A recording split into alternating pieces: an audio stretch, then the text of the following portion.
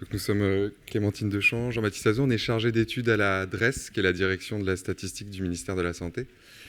Et on va donc vous parler des chiffres et des statistiques autour du suicide, parce que la direction de la DRES, la direction de la statistique, donc assure le secrétariat de l'Observatoire national du suicide,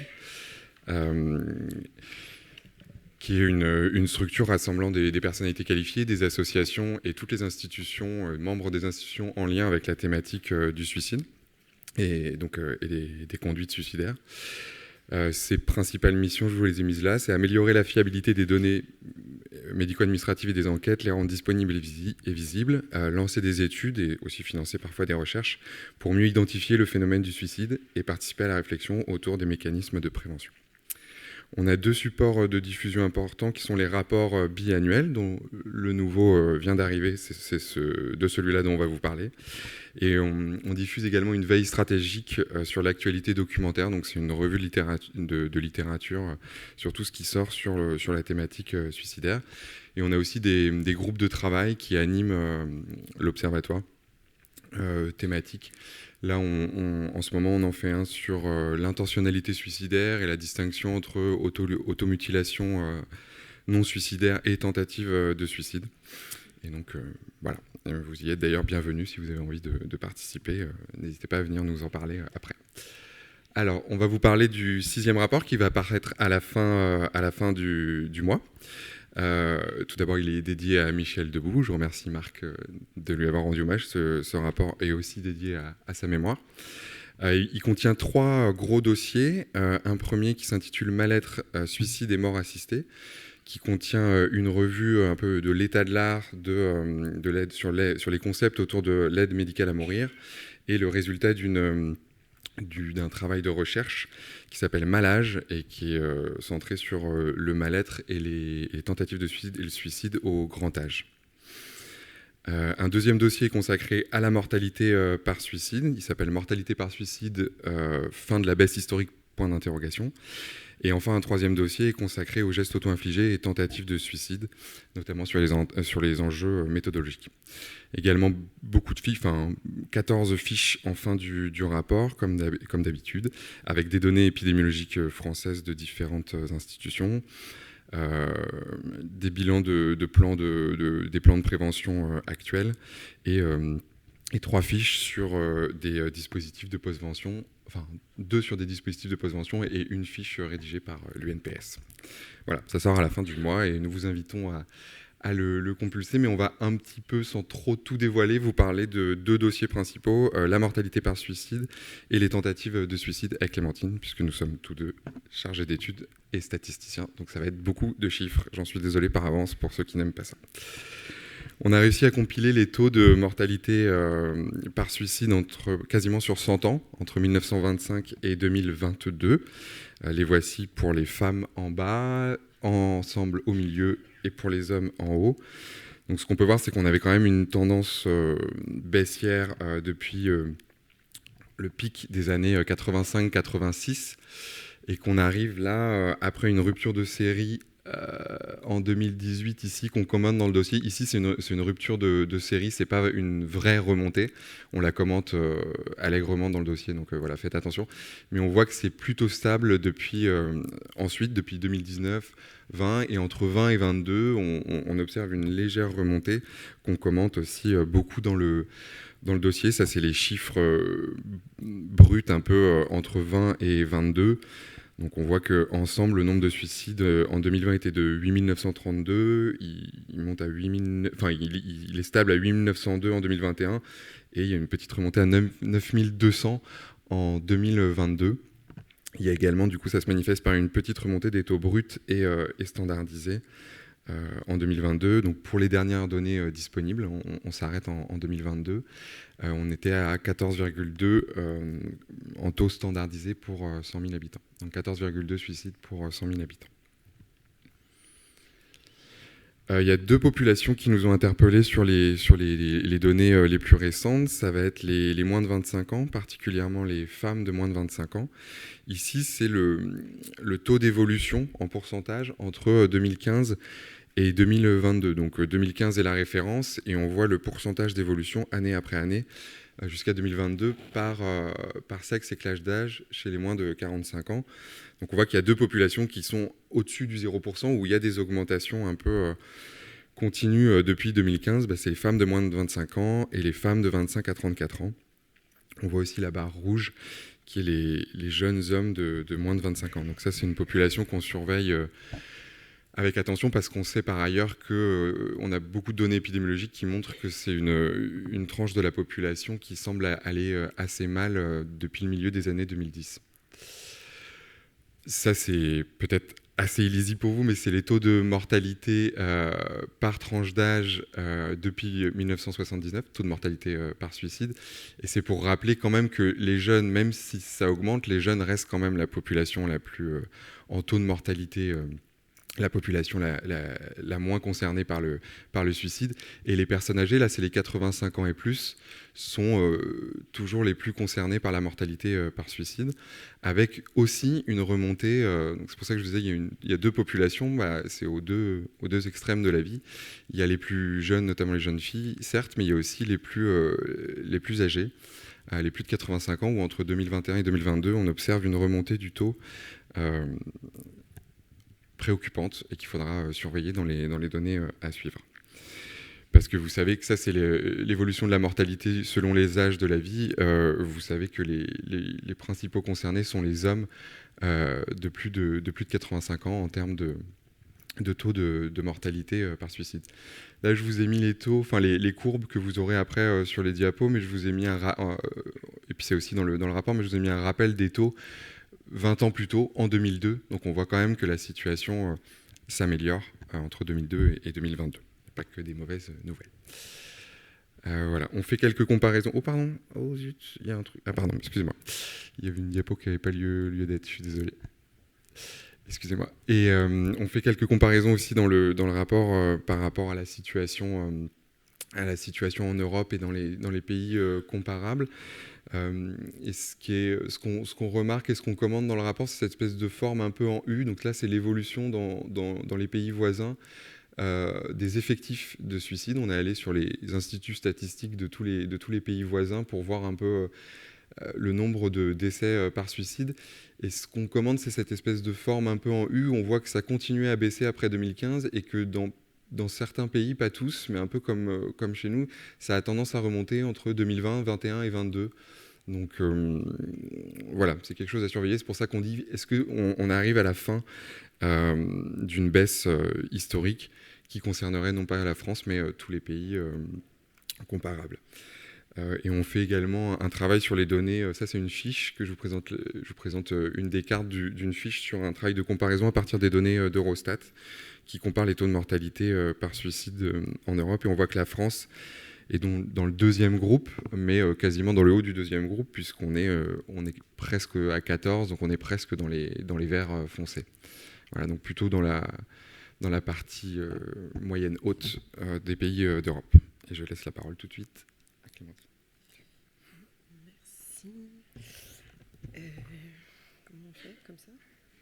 Tu passes ici. D'accord. Excusez-moi, pardon.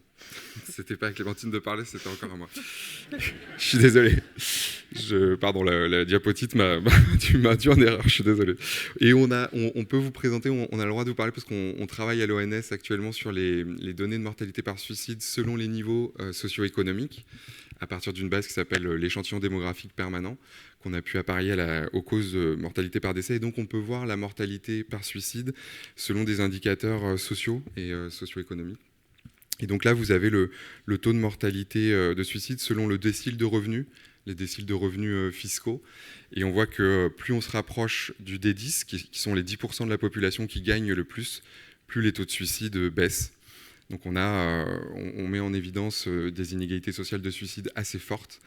On peut voir aussi par rapport au niveau de diplôme que chez les hommes notamment, il est très très associé au taux de mortalité par suicide, puisque les personnes se suicidant le plus sont parmi les personnes avec le plus bas niveau de diplôme, ce qui se voit moins chez les femmes. Voilà, c'est un travail en cours, c'est des résultats préliminaires. Et on peut également sortir des statistiques, enfin des taux de mortalité par suicide selon la catégorie socio-professionnelle. Et on voit bien la surmortalité dont font l'objet les agriculteurs et les ouvriers par rapport aux cadres notamment. Voilà, ça c'est des travaux en cours et des résultats préliminaires, mais on avait envie de déjà vous en parler aujourd'hui, puisque la thématique du lien social peut être alimentée par ces chiffres-là. Je suis désolé, là cette fois c'est bien à toi Clémentine, pardon. Merci. Donc Jean-Baptiste vous a parlé des décès par suicide. Moi, je vais vous parler des gestes auto-infligés. Je me permets de faire un petit retour à la définition. Donc, les gestes auto-infligés, ça regroupe à la fois les tentatives de suicide et les scarifications. On ne peut pas vraiment les différencier dans les données d'hospitalisation, d'où l'utilisation du terme geste auto-infligé, qui permet d'éviter de supposer l'intention de mourir ou non des personnes concernées. Donc, aujourd'hui, la plupart des études, enfin beaucoup d'études sur les gestes auto-infligés s'appuient sur les données d'hospitalisation dans les établissements somatiques. On considère que c'est l'indicateur le plus fiable, même si ça n'empêche pas de regarder les données, les d'autres données administratives, donc les résumés de passage aux urgences, les hospitalisations en psychiatrie, et aussi, Jean-Baptiste en a parlé, c'est dans le rapport, les données d'enquête, que ce soit celles de Santé publique France, de l'OFDT, etc. Mais donc, dans le reste de cette présentation, donc, je parlerai des gestes auto-infligés qui ont amené en 2023 donc, 77 600 personnes à être hospitalisées dans des établissements de soins somatiques. Même si les données d'enquête permettent d'estimer, pour 2021, et on en parle dans le rapport plus largement, donc permettent d'estimer qu'il y a entre 190 000 et 280 000 personnes qui auraient fait une tentative de suicide dans l'année. Donc d'abord, donc en 2023, donc 77 600 personnes, dont 64% de femmes, ont été hospitalisées au moins une fois pour un geste auto-infligé dans ces établissements de soins. Si on rapporte à la population française, on a un taux de 128 pour 100 000, c'est à peu près une personne sur 781. Et donc ce taux, il est bien plus élevé chez les femmes que chez les hommes. Le nombre de patients concernés il est relativement stable depuis 10 ans, après une baisse entre 2010 et 2013. La baisse que vous voyez en 2020, c'est la crise sanitaire. Toutes les hospitalisations hors Covid ont beaucoup diminué. On sait qu'il y a des âges de la vie pendant lesquels on a plus de risques d'être hospitalisé pour gestes auto-infligés. Et donc, si on combine l'âge et le genre des patients, on constate des taux d'hospitalisation qui sont très différents et qui ont beaucoup évolué pour certains, qui ont beaucoup évolué depuis le début des années 2010. Donc, là, ce que vous voyez, c'est les moyennes de taux d'hospitalisation selon le genre et l'âge sur 2 périodes. Donc, en clair, vous avez une moyenne sur les années 2010 à 2012 et en foncé, les années 2021 à 2023. En violet, les femmes, en vert, les hommes. Donc, deux grandes tendances qu'on voit, c'est la hausse très forte des hospitalisations chez les jeunes filles et chez les adolescentes, c'est le gros pic en violet, mais aussi une forte diminution des hospitalisations chez les femmes et chez les hommes de 30 à 60 ans. On voit les courbes violettes et vertes qui se sont bien tassées à cet endroit-là. Donc chez les femmes, le risque d'hospitalisation pour gestes auto-infligés, en fonction de l'âge, il s'est vraiment beaucoup modifié. Au début des années 2010, il y avait vraiment 2 pics d'hospitalisation autour de 15 ans et chez les femmes de 40 à 49 ans. Au début des années 2020, on constate plus qu'un seul pic qui est plus aigu, puisque le taux d'hospitalisation des jeunes filles de 15 à 19 ans, il est de 502 pour 100 000. Mais par contre, le surrisque pour les femmes à la quarantaine, il s'est vraiment beaucoup atténué. Chez les hommes, le risque il s'est moins modifié. On voit quand même que pareil, à la quarantaine, le risque d'hospitalisation il s'est vraiment atténué. Une autre manière de voir ces évolutions, c'est donc de regarder pour chaque classe d'âge comment les taux ont évolué de 2010 à 2023, c'est ce que vous avez là. Donc d'une part pour les femmes, donc en violet toujours, et les hommes, chaque section c'est une classe d'âge de 5 ans. Et donc on voit très bien dans les premiers graphiques la hausse brutale qui nous inquiète beaucoup ici.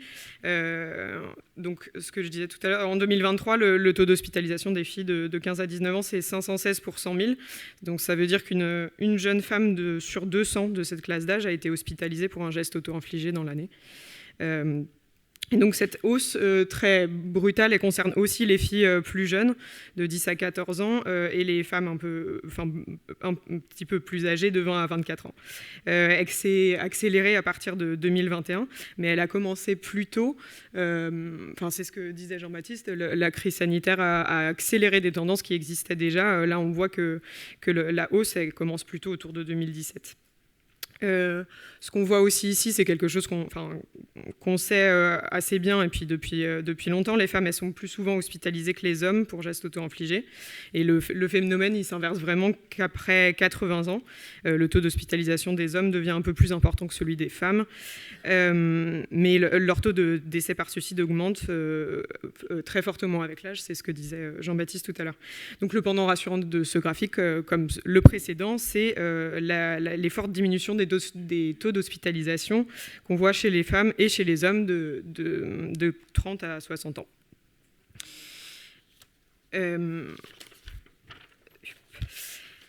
Donc j'ai essayé de vous parler un peu rapidement des inégalités de risque face aux gestes auto-infligés. Donc là, c'est... mince, ça s'est pas passé ici ? Si. Je vais passer très rapidement. C'est une publication qui date de l'année dernière, donc de l'adresse, qui vous a été présentée, il me semble, peut-être pas, mais que vous avez sûrement déjà tous lu. Et donc, c'est basé sur l'année 2022. Et donc, Jean-Baptiste il disait déjà que les personnes qui ont le droit à la couverture maladie universelle sont bien plus à risque que l'ensemble des personnes qui consomment des soins. On pouvait dire aussi, il disait déjà dans cette étude qu'il y avait un gradient social selon le niveau de défavorisation de la commune de résidence. Les personnes qui habitent dans les communes les plus pauvres sont plus à risque d'être hospitalisées pour gestes auto-infligés. Et on constatait aussi des différences, des disparités départementales que vous voyez sur la carte que je vous ai mise là. Donc il y a des départements où les taux sont relativement faibles et d'autres où c'est relativement haut, en Bretagne, dans le Nord. Mais je passe assez rapidement. Dans le précédent rapport, on vous avait présenté aussi ces graphiques-là qui montrent bien, comme le disait Jean-Baptiste tout à l'heure avec les tentatives pour les suicides, qu'il y a vraiment un risque plus grand pour les personnes qui ont des revenus plus faibles. Là, les courbes les plus claires, c'est le quart des personnes qui ont les revenus les plus modestes et donc qui sont beaucoup plus à risque, à la fois chez les femmes et chez les hommes, d'être hospitalisés pour gestes auto-infligés. Mais donc j'en viens à ce qu'il y a dans le rapport qui va apparaître là à la fin de l'année. À la fin du mois, pardon. À la fin du mois, on a essayé de reprendre ces réflexions sur les caractéristiques sociodémographiques des personnes hospitalisées pour gestes auto-infligés, et en se concentrant sur une sous-population qui est très à risque, donc les jeunes. Donc cette étude elle se base sur un travail de thèse d'Adrien Guichard, qui est doctorant associé à l'ONS. Et donc à partir de l'échantillon démographique permanent qu'on a pari aux données d'hospitalisation, on peut donc étudier à la fois, le risque de suicide à la fois par le quantile de niveau de vie des ménages, donc le niveau de revenu du ménage des jeunes, c'est-à-dire leur revenu ou alors celui de leurs parents. Et on peut aussi parler de la composition du ménage et ce que ça fait sur le risque d'hospitalisation pour gestes auto-infligés. Donc à savoir si les jeunes habitent avec un, deux de leurs parents, s'ils habitent seuls, s'ils habitent en couple, est-ce qu'ils ont eux-mêmes des enfants. Et donc, ce qu'on peut dire d'abord sur le revenu et son lien avec le taux d'hospitalisation, sans surprise, on voit que les personnes les plus modestes, donc c'est les jeunes les plus modestes, les plus à gauche, sont les plus à risque, que les jeunes femmes sont plus à risque que les jeunes hommes.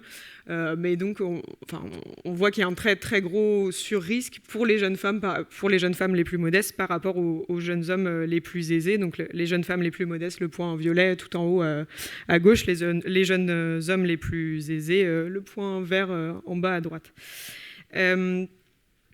Ce qu'on peut dire aussi, ce qu'on dit dans cette étude, ce que vous pourrez lire dans le rapport, c'est que chez les jeunes, certaines configurations familiales sont plus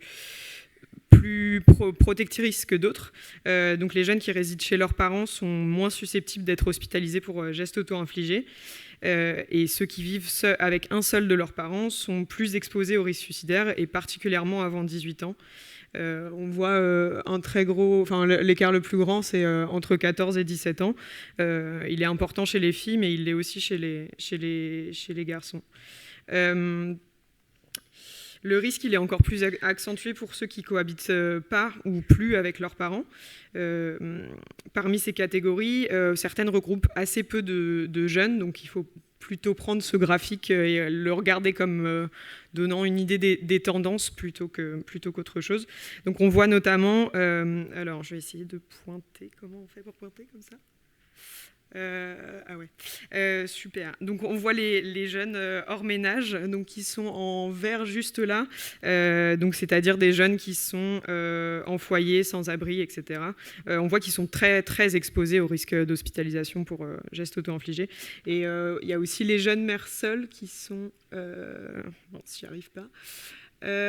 Qui sont juste là, si je ne me trompe pas, le point vert en haut à droite du graphique de gauche. Donc les jeunes mères seules sont aussi beaucoup plus exposées. La composition du ménage, elle est très liée au niveau de vie, on le sait, mais les effets que je vous montre là, ils tiennent quand même si on prend compte du niveau de vie. Et une dernière chose que je voulais vous présenter sur ce qu'il y aura dans le rapport, c'est ce graphique-là sur les réhospitalisations. Donc, on a un quart des jeunes femmes et 16% des jeunes hommes de moins de 25 ans qui ont été hospitalisés donc, sur la période qu'on a regardée pour gestes auto-infligés, qui ont été réhospitalisés dans les 2 ans qui ont suivi.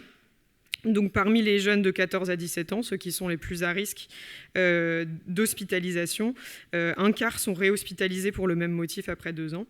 Et les jeunes de 10 à 13 ans, c'est la catégorie la plus à gauche que vous voyez là, ils sont relativement peu nombreux à être hospitalisés pour gestes auto-infligés. Par contre, les jeunes filles de 10 à 13 ans sont très souvent, quasiment un tiers des jeunes filles qui sont hospitalisées une première fois, le sont une deuxième dans les 2 ans qui suivent. Et si j'ai le temps, un dernier petit graphique. Ça, c'est quelque chose qui nous pose un peu question. On en parle dans le rapport. On observe que les jeunes les plus aisés, qui sont relativement protégés des hospitalisations pour tentative de suicide, sont par contre plus souvent réhospitalisés dans les mois, dans les années qui suivent. C'est beaucoup de choses qui posent question, que ce soit ça sur les compositions familiales. Cette étude-là, c'est peut-être une première étape pour essayer de comprendre, mais il y a encore beaucoup de recherches à mener pour comprendre vraiment les phénomènes qui sont derrière. Et j'en ai fini. Merci beaucoup de votre attention.